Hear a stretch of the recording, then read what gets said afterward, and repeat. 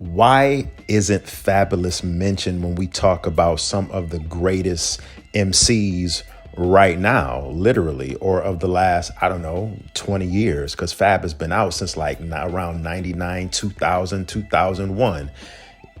I'm just going to briefly give my opinions on why I think so. I want everybody out there that's listening right now or watching this, the E for One podcast, to hit the comment section up, like that joint up, and give me your thoughts and your opinions as well. I'm Anthony AP, and make sure you like this video.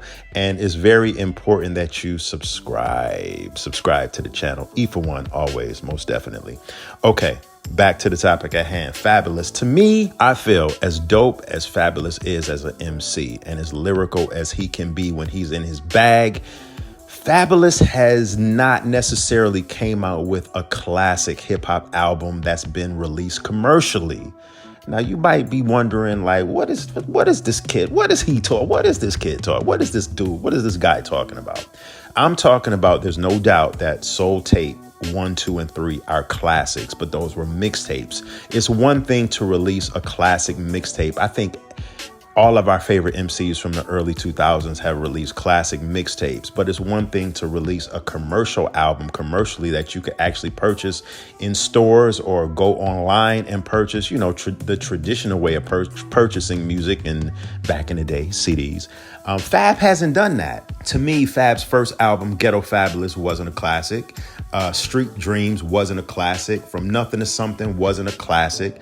Real Talk wasn't a classic. I mean, we can keep going on and on. Loso's Way. I think with Fab, in the case of Fab, every album that he's released commercially has had its moments and has had dope songs on there. But to say that Fab has released a classic body of work commercially from beginning to end, that just hasn't happened. But like, I'll restate it and say it again. The Soul Tapes album, to me, those were classic joints right there. I mean, that's as close as we're going to get to Fab releasing a classic album. Fab most recently said in an interview that he doesn't think that he'll ever revisit that series and make a Soul Tape 4 because he's grown and he's more mature and he doesn't want to, go back to the future, go back in the past and revisit that because he's a different person now. My rebuttal to that is, Fab, I mean, I hear you, but the music that you coming out with now is still popcornish kind of music featuring, the likes of 42 Doug and all the younger kids and the 20-year-olds. You still trying to get it popping with the younger demographic when your bread and butter is with your older demographic that's going to support you for your lyricism and the soul tape kind of material that you've came out with in the past.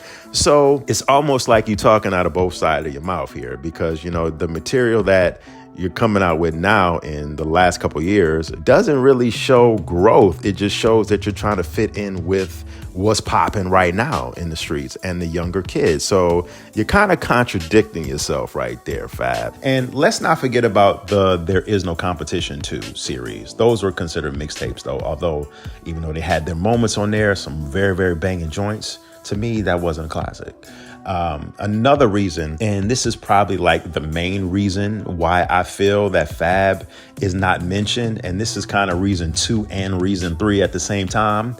Fab releases a lot of songs that's club joints and joints that's pretty much made for the ladies, which sometimes can be considered corny and not necessarily the thing that's going to get you that street cred or the fellas, the fellas that really sit around in the barbershops and in the hood and around the way and just all of us men that love hip hop. Those kind of joints aren't going to get you in that conversation. Even though Fab can take it there when he's in his bag, let's just call it for what it is. Fab gets notarized for his female joints and the joints for the ladies. Although they are bangers, although he's released some classic joints talking about ladies and the females. I love those kind of rap hit records, even the, most obscure female rap hip hop joints. I love the hip hop female joints. That's what we know Fab for. You know what I mean? Let's just call it for what it is. Fab is not, when I think of Fab, the first thing that comes to my head is LL Cool J. He's in his LL Cool J bag because he's always talking about the ladies. Secondly comes his lyricism. And he, like songs like Breathe and, songs, even let's just say the album that he came out with Jada, Friday on Elm Street, that was a very good album. Like if someone were to say, what's the first thing that comes to your head when you think of Fabolous? The ladies, man. You know what I mean? So to me, that's like the major reason why Fab doesn't get mentioned in these conversations. There is no reason why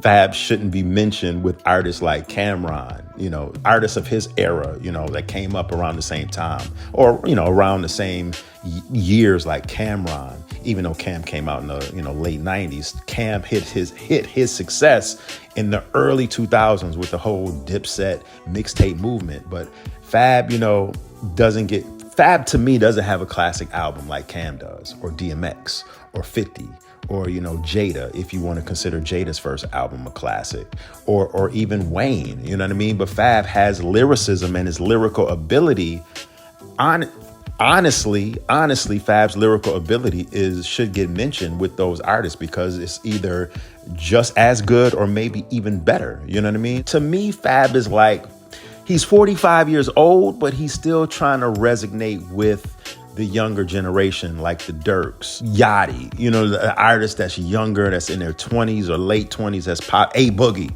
the artist that's popping right now. When I'm not saying ageism, Fab should just stay in his lane, but it's sort of like the whole Drake conversation that's just been going on. Make age appropriate music. And a lot of times, I'm just going to be real, Fab just doesn't make age appropriate music. He makes the music for the younger kids. For example, Fab's one of his last albums, it might have even been his very last album, I'm not 100% sure, but one of the last albums that he's came out with over the last 3 or 4 years was Summertime Shootout Volume 3, The Coldest Summer Ever.